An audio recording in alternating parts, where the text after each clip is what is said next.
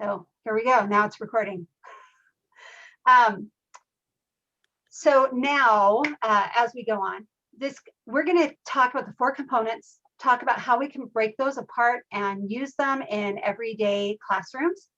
My hope is that this idea of computational thinking becomes a series throughout these live sessions that you can come back to with some other people involved in these other sessions that are educators in the classroom right now that have a passion for this kind of thing, and some other takeaway from here that you can use with your kids, whether you're hybrid, whether you're going back to school in a little bit, or whether you're going to stay remote.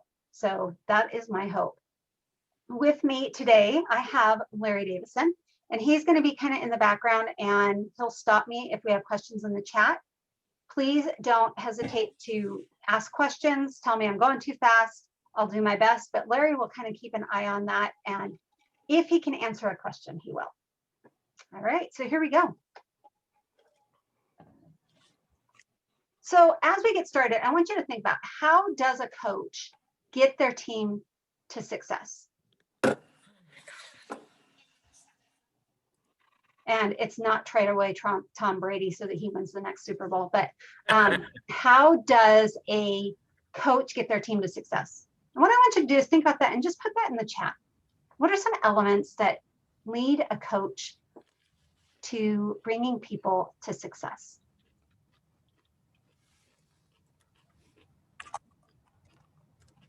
Go ahead and put those ideas, a game plan, pulling them together as a team, practice, trust, encouragement, belief that they can be successful, clear expectations, a solid game plan.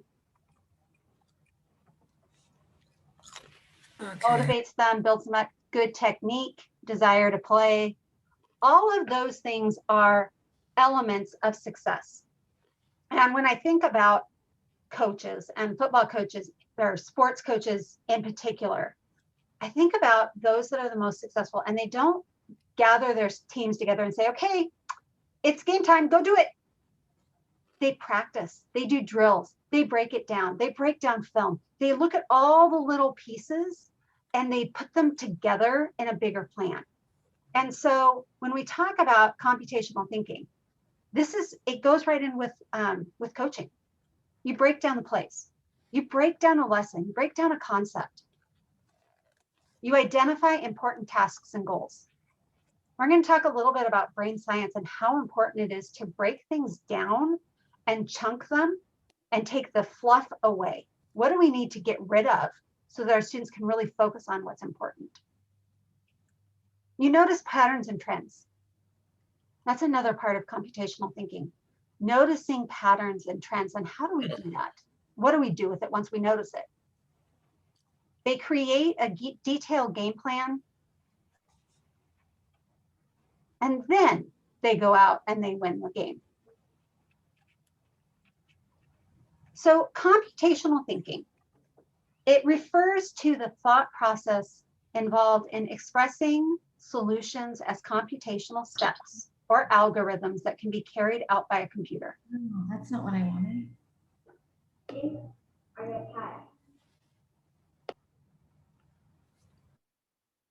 And as you do that, and when we think about computational thinking, it is the human part of the thinking that tells the computer what to do. The computer is doing what we tell them to. So what are the processes that we have to think of to get the computer to do what we want them to do? Computational thinking can be done with or without technology. Lots of different things can be done away from screens. And if there was ever a time that we needed more away from screen time activities, this might be it. So just know that when we talk about computational thinking, it is not just doing things on the computer. It is a way of processing, it's a way of problem solving, and it doesn't need screen time all the time.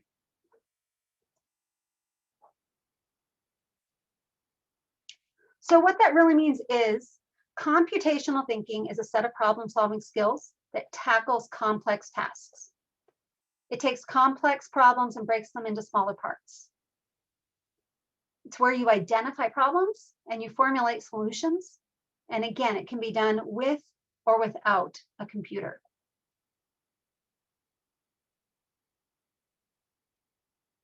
So the question I want you to think about today, as we are going through this, 2 questions to keep in mind. What complex problems do my students solve every day in my classroom or online with me? And when we're talking about complex problems, we're talking about multi-step problems, things where they have multi-steps, big things that need to be broken down. Complex problems at 2nd grade are going to look different than complex problems at high school, and that's okay. Think about those multi-step processes that your students engage in. As a teacher, sometimes we forget how complex the thinking is and how complex the problem is that we're giving to our students. So I want you to just take a minute, take a step back, think about those things that your kids are doing right now. And what complex problems do they do every day? Whether it's routines in the classroom, whether it's content-based, whether it's technology-based, just keep that in mind.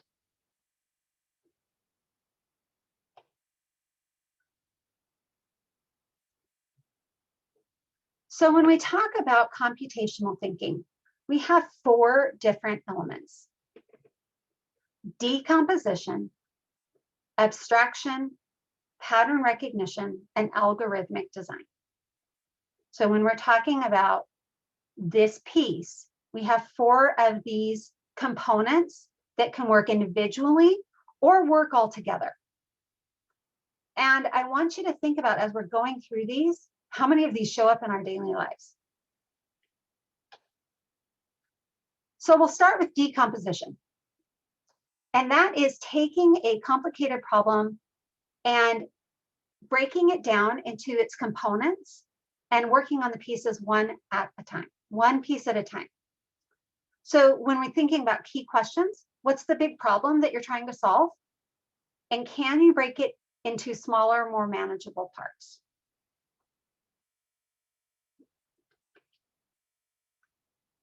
I'm going to have a through line as we go here of some examples of decomposition, and we're going to use board games. So when we're thinking about board games, we're going to decompose it. We're going to take it apart. What's the aim of the game? How do you play? How do you win, lose, or draw? What are the rules? Having us think about, okay, what are all these pieces that if I needed to explain this to someone else, what would I do? If we're talking about coaching, how do I do this skill? How do I make a free throw? It's not just going up to the line and throwing the basketball. Because if it was that, I'd be great. And that's not me. I need to learn the skills that go with it. So if we look at the writing process and we decompose what we're thinking about, what's the goal of the paper? Who am I writing it for? How long does it need to be? Where do I find my resources? What parts need to be in my paper? When is it due? Like I said, a lot. My background is ELA. And when I think about this, and I think about when I began my career and I thought about the writing process, I would go through and I would answer these questions for my students. I would give them the goal. I would tell them their audience. I would tell them how long it needed to be. Rather than having them, with guidance and with scaffolding, finding some of the answers to these questions. When you are giving them a multi-step problem or a writing prompt, how do you break it down? How do you decompose it?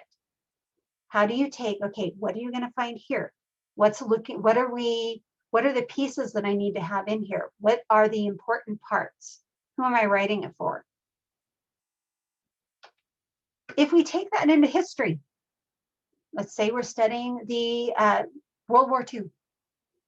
What's the societal context of the situation? Who are the key players? What led up to the confrontation? What were the consequences? What was a turning point?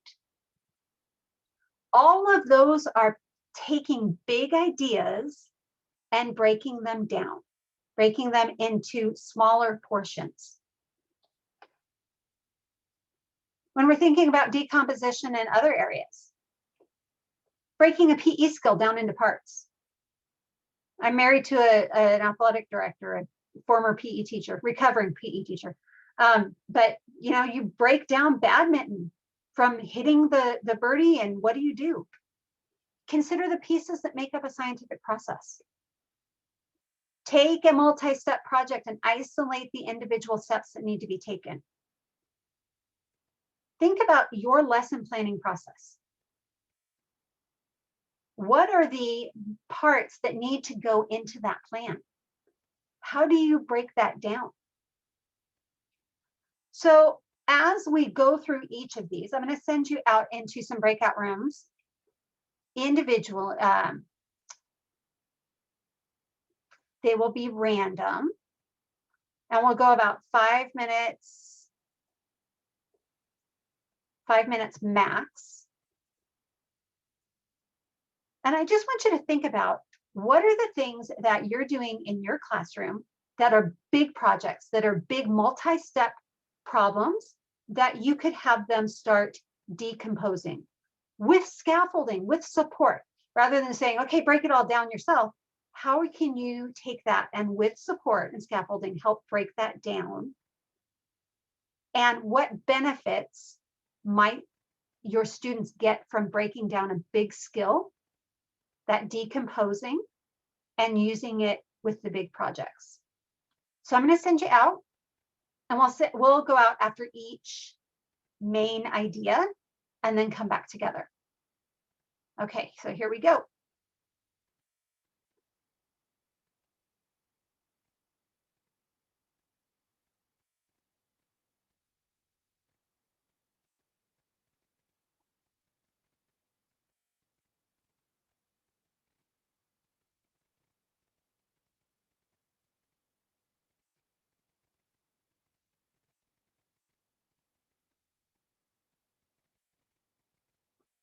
Let me know if you're having trouble getting into your breakout room.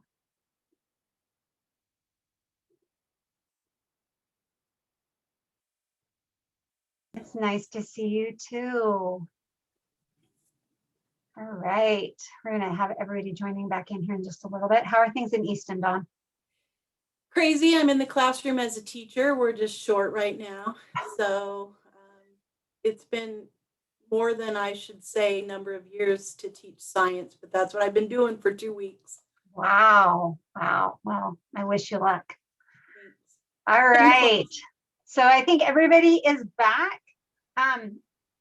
Do I have a couple of people that want to share? What are some big ideas that are going on in the classroom right now that could benefit from this idea of decomposition? You can share in the chat. You can unmute yourself and have a couple of people share. I don't mind sharing from our group. There was 3 of us in our group, and the interesting thing that we learned was decomposition occurs and we may not know that it's happening, but it was a really good review and summary to see those steps and to be validated in ourselves that we are doing decomposition to some degree. And my one add into that whole thing was, yes, in the formal sense, we have the steps and we list the steps, but my aha moment was turning it back on the individual students and let them have voice into what those steps look like, and trying to remember for all of them that their own experience makes a difference in that decomposition project too. Awesome, thank you. We've got dynamic model development here in the chat. Anybody else? I'll go ahead and share mine. We're doing a semester and a quarter, and so I have new media kids, and we do some video production, and we do yearbook, and we do some daily announcements in Google Slides. But with the yearbook pages, all of a sudden we're scrambling to put together our yearbook because we've been struggling so much to get pictures all year long. you do these virtual spirit days and things and try to get kids to submit pictures through Google Forms. And it's been a challenge. So now all of a sudden I have a group of kids and I said, we're going to make this happen. We're starting to have kids in a hybrid model now. So that makes it a little easier. And I have them doing the tutorials on e-design through Herf Jones. But I'm going to start assigning the kids pages and say, okay, you're going to do a spread on, eighth grade, you're going to do some eighth grade pages, just eighth grade portraits and other content. What do you need? And let them break it down into the parts, because there are a lot of parts to make that happen. And, for me to tell them, that's one thing, but for them to acknowledge and be able to tell me what those parts are, I could see how that would be beneficial. Absolutely. A couple of great comments here in the chat. We've got we have to do this to compensate for lower class time. Cut our projects back to the key pieces and break those down to discrete steps that can be done independently. Arguing from evidence and science, all sorts of great ideas here. And so we're going to go ahead and move into the second idea with computational thinking, which is abstraction. And I want to make sure that I started my recording again. I did. Which is stripping away the specifics of a set of problems to find the generic solution that can be used for them all, or representing a complicated system with a simple model or visualization. So basically finding what is important and ignoring what is unnecessary. Here is an example. Look at the picture here. We've got a design here, and I want you to find the 5-pointed star. Can you find the 5-pointed star?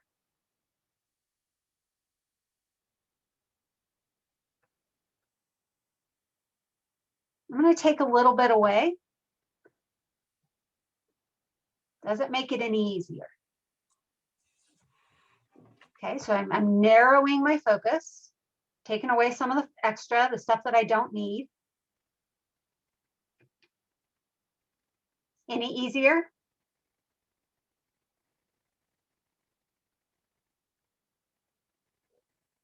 And finally, we have, there is our star. So we're taking away that stuff that is the fluff. There are a lot of things with assignments and such and content that may not be the most important pieces that our kids are paying attention to. I think about going back to my content area, ELA, and giving a writing assignment or a slides presentation. And my kids wanted to focus on the fonts and the colors and the shapes rather than the content that they were putting in the slides. I needed to help them look at the problem, look at the prompt, decide what was the most important pieces and help prioritize those, and take away the fluff. So that through line of games. Abstraction, selecting the important parts. Have them write an overview of key tasks or decisions that are required to play the game. With the yearbook assignment, have them write out. So now we've broken it into parts. Now have them write out, what are those key ideas? First, I've got to decide how many pictures are going to be on the page. Then I've got to decide how I'm going to organize them, or I've got to decide which ones are going to go in what order. Hopefully it would be alphabetical. And this is built directly from the information that you found in decomposing the problem. As you decompose that problem, you might find, okay, these are the parts, but this one over here isn't as important. I may not need to know that all of the different colors in Candyland. I just need to know that I need to get to the mountain. I need to know how to use the cards, but I don't need to know all the colors they have. So identifying that essential information that students need to know, having them identify essential information. going back to language arts, one way that you can help with computational thinking and that abstraction idea is the use of graphic organizers. Younger grades, helping them, giving them the graphic organizer. As they get older, having them develop their own graphic organizer. How are you going to organize this information? How are you going to put it in place? Having them identify the general steps in the process. What are the most important pieces? When we come to research, identifying what is important and what is irrelevant. And that's a tough one. That is a concept that my advanced English arts, my English language arts kids struggled with, even my best students. What's important and what is irrelevant? What is fluff in a writing piece? What's the main idea? What are the supporting details? What are the best supporting details? You can only have one. How are you going to get there? Other content areas might be determining, just determining those essential elements versus the fluff. When you're doing science, what's something that you need to pay attention to? What is something that doesn't have an impact on the science experiment? Prioritizing tasks. What's going to get done first? Summarizing a novel, summarizing an article, whether it's history or science, developing a hypothesis in science. Foreign language, creating a guide for their own use of formal and informal tense. Grammar rules. Those are all areas where we're starting to say, okay, this is what I see, and I'm going to start creating this guide and this, okay, this is what I need to pay attention to. What's in here? Spelling rules are a way of looking at abstraction, and that's also with pattern recognition. So we're going to go ahead and go into pattern recognition, and then I'll break you out again. So we see pattern recognition in our daily lives. When I log into Netflix and they notice the pattern of what I am watching, and they notice how often I'm watching or how often I'm buying from Amazon or what I'm buying or looking up, they're looking at these patterns. They're analyzing these trends and leveraging that information to go to that next step, those informing those solutions. So when we talk about that, so pattern recognition, going again with those games. What potential problems have you identified within your overview? So going that next step after you've developed that overview, what problems do you see? What techniques have you used to overcome those similar problems in the past? And identifying similarities, trends, and sequences. And with our theme of relationships, if I took this idea of pattern recognition in games, and I put in relationships, what potential problems have you identified with this relationship in this classroom, in this organization, or in this situation? What techniques have you used to overcome similar problems with the past? If you're working in a group situation, what techniques have you used to overcome those similar problems? What are some similarities, some trends, some sequences?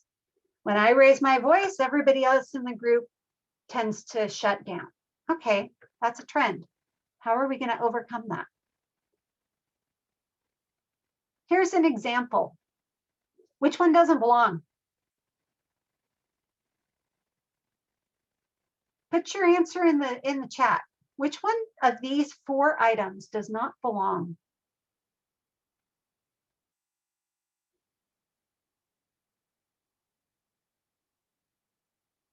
We got cookie, the cup, lower left, the cup.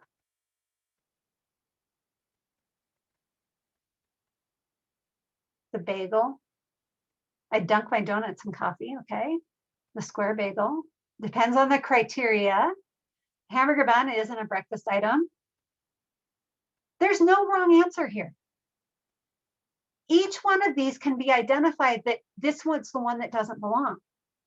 But what do we see that they have in common? If I were to say that the donut didn't belong, it doesn't have spots. If I was to say the cup doesn't belong, it's the only thing that's not a food product.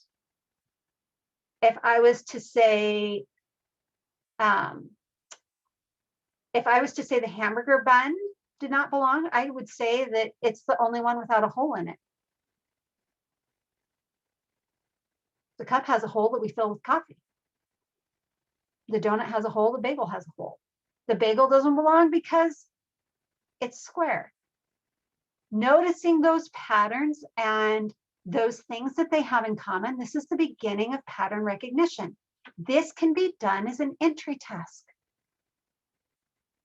This can be done as something with ELA where you talk about different characters. Which of these different characters doesn't belong? What patterns do we notice in their behavior or their responses?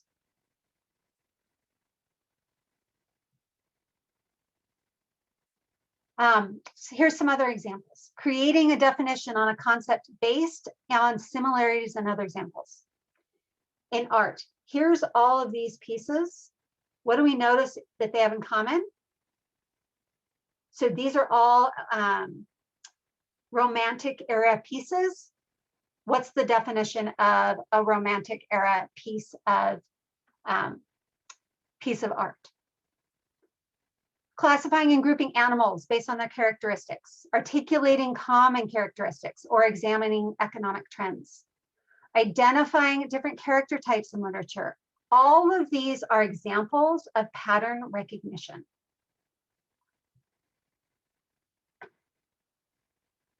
Here's another example. If we go down to our younger students, this is an example of pattern recognition. So if we have the words red and one, which of these are going to fit in there?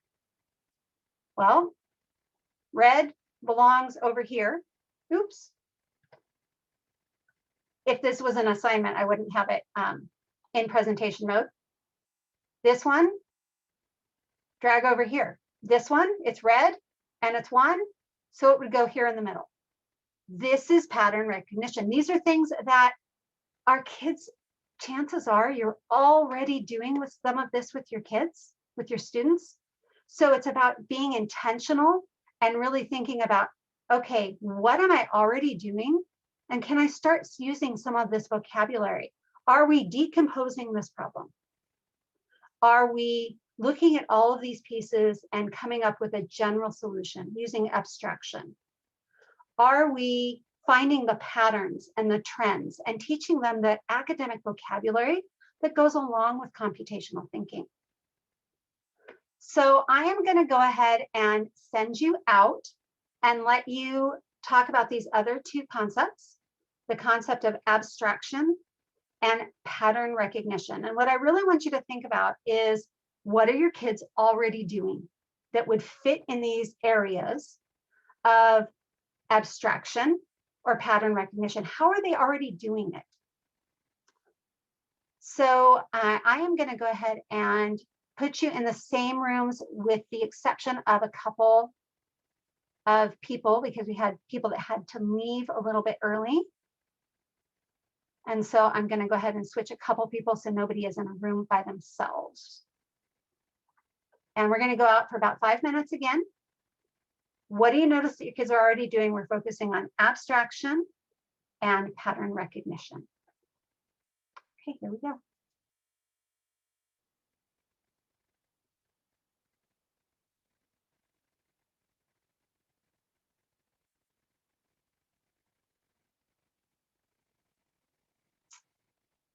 Hi, Maya. Are you the one that Mike has been talking to? Awesome. So yes, I let's forgot to turn my use speaker this little on. bit of time to chat. So Perfect. what has Mike told you? That you do a lot of computational thinking and computer science classes. Excuse Okay. my golden retriever. And that you have a workshop coming up March 17th Yes. on educators in computer science. Yeah, and the power of educators. So I'd love to meet with you and sit down and kind of talk about some ideas. Hopefully I'm not leading people too far astray. My goal today was really to show how computational thinking could be in any content area, because we've got so many people that say, I'm not a STEM person, but actually I think we're all STEM people. Absolutely. And it can benefit every single child. So Absolutely. So, so that is my goal. And hopefully we'll have a chance to chat before in the next couple of weeks about the March 17th and get some ideas going. that'll be great. All right, Great. awesome. I'm going to let somebody else in from the waiting room. Of course. Hi, Stacy. We are just in breakout rooms for just a couple minutes. I'm glad you're here.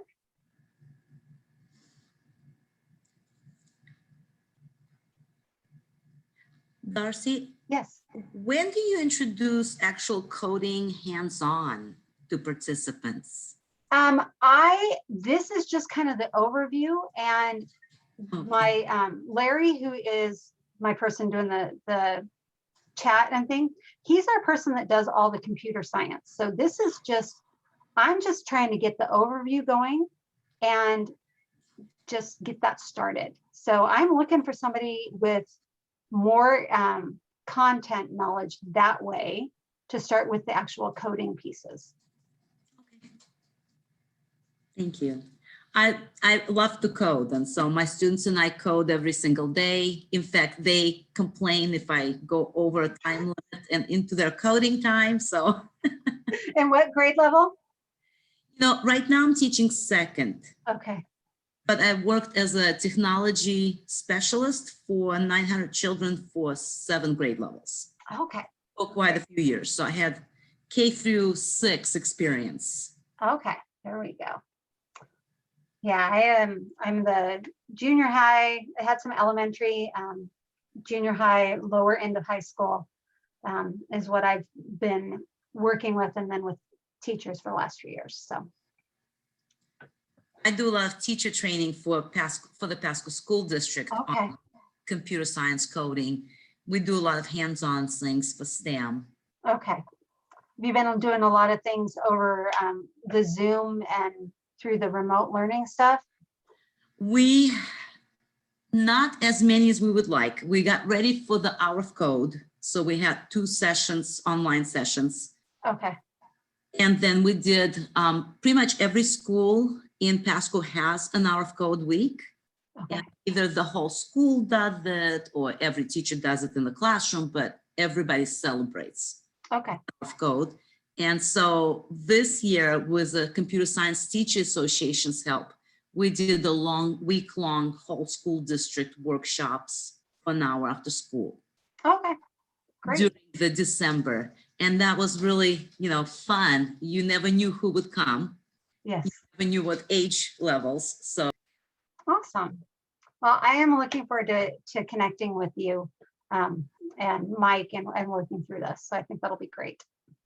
thank you. I look forward to sharing. Okay, we got people, I think, coming back. I think they're going to close in just a few minutes, a few seconds, actually. Welcome back.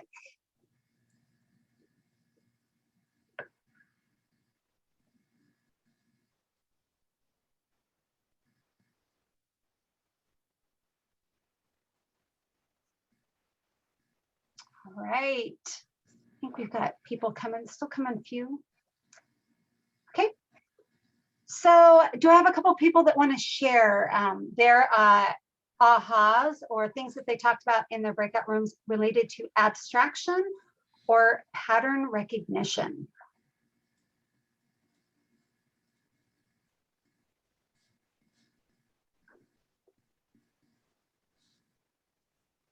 What are the things that your students are already doing or could be doing? So I teach special education math in Chehalis to elementary school kids. And so pattern recognition, I really try to make the connection that math is the study of patterns. And so, recognizing trends in those, in the numbers, and not try to look at it as just seeing numbers, but also like try to see it, pictorially, or, try to see it, by acting it out, but really, just kind of recognizing those patterns in the math, and I found that that's where I'm seeing the most growth is instead of just having students do math, they kind of experience it, and they kind of discover it, and so that's the approach that I take with my students, and I'm seeing quite a bit of growth in them. So. Absolutely. Yeah, so I was just going to say open up sources is so amazing. I love it. Yep. Yeah, we've got some groups here around here that are doing some curriculum adoption, and they're looking to open up some things there. So I'm excited for them. I believe Open Up is actually trying to push their curriculum down into the elementary school. So their math curriculum. I know that they have their ELA curriculum, and I used their math curriculum in the middle school where I taught in Tacoma, and it was great. So. Awesome. Well, thank you for sharing. Yep. Lots of math recognitions. I've got a math major working downstairs, and his whole thing was, I just see the patterns. It was a totally different language to him, but he just saw the patterns. It wasn't numbers. It wasn't words. It was, here's the patterns, and this is how it all goes together.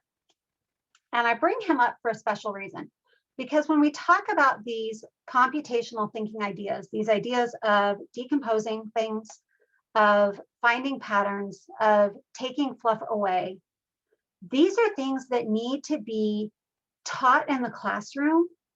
And they are things that are just glommed onto by employers.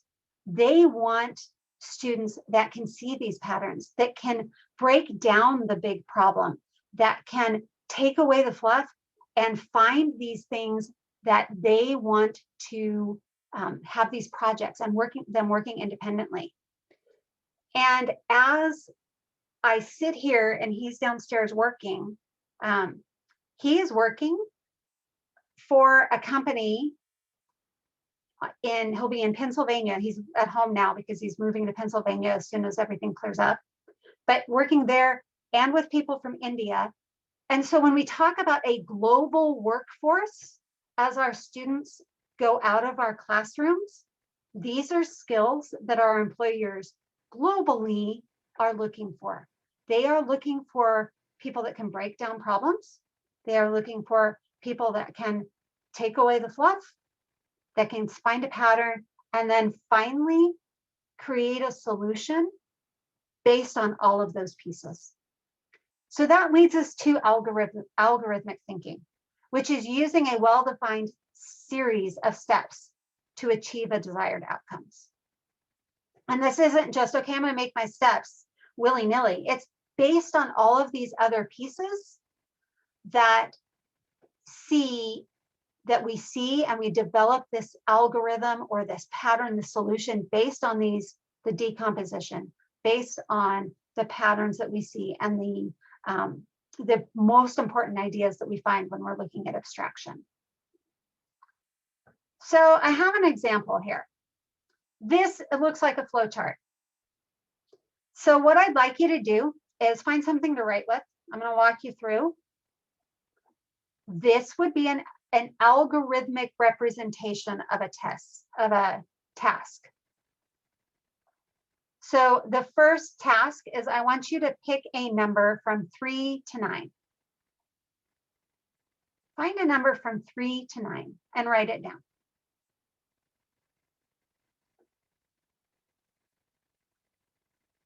The second, I want you to multiply your number by 9. Multiply that number from the first one by 9.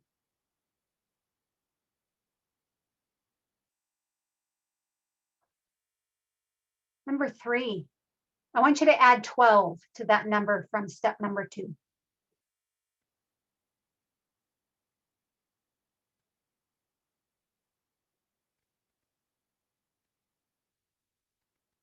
So here we have a decision point. Do you have a 2-digit number?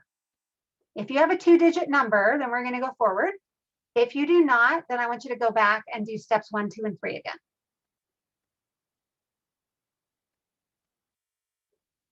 Okay. Step number 4, I want you to add those 2 digits together. So if you have 12, add 1 and 2 together.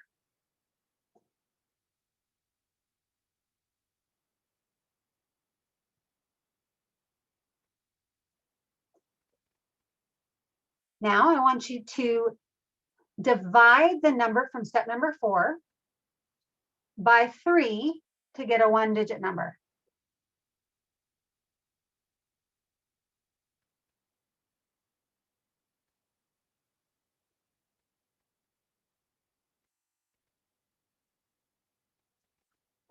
I want you to convert your number to a letter.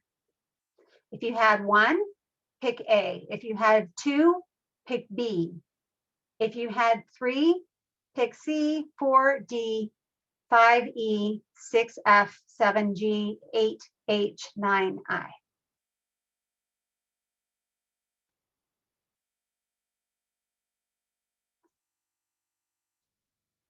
Now, I want you to write down the name of a country that begins with that letter.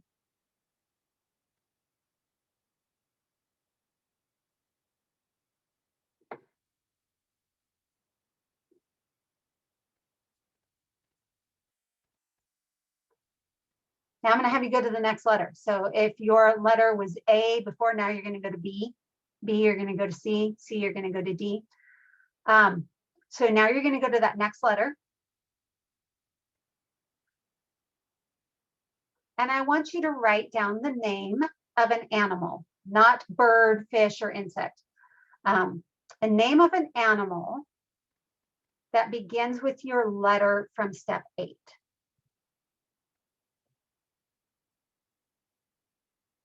Not a category of animals, a specific animal.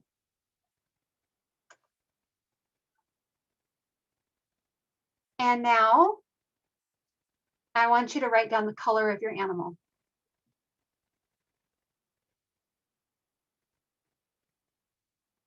Now, what I want you to do is I want you to put those 3 things, your country, your animal, and the color. And I want you to put those in the chat, but I don't want you to hit return yet. So go ahead and type it in, but don't hit enter. So I'm going to count down from 3 and we're all going to hit it at the same time.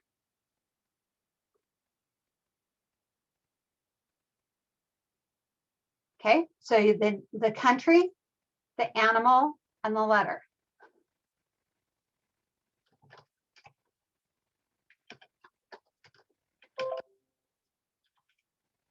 Okay. 3, 2, 1, hit return.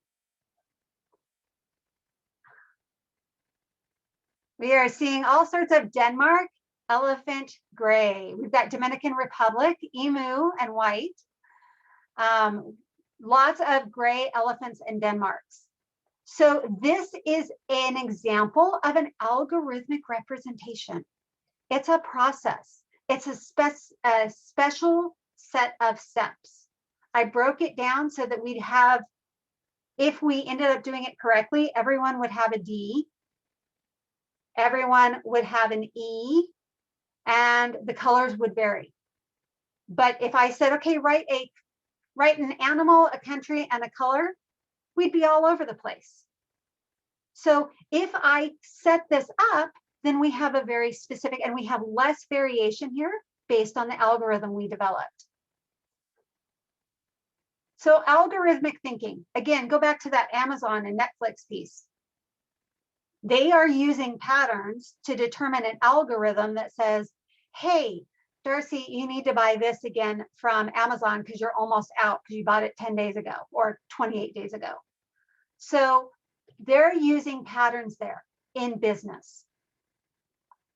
When we're talking about algorithmic representations,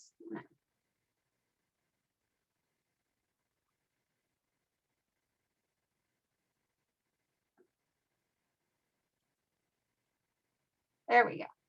So let's think about that game. Let's go back to that big idea. So algorithmic thinking is creating step-by-step instructions. How are you going to do it? Creating a recipe. I've got 2 college kids that say, hey, mom, how do you make this? And you know, you make a recipe every so often. You've made it so often that you just do it by, yeah, a little bit of this, a little bit of that.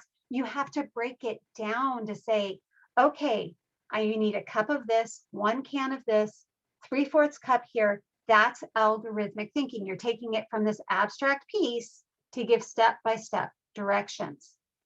Your kids learning a new TikTok dance. That is algorithmic thinking, taking step by step by step. How are they going to learn that dance? Here are some curriculum examples. Creating a flowchart for determining how to follow a grammar or spelling rule. Developing a step-by-step process for solving a math problem that can then be applied to different or to similar problems. Creating a visual that explains a sequence of events that led up to a larger event. That's one I used in history a lot. So I want to leave us with this.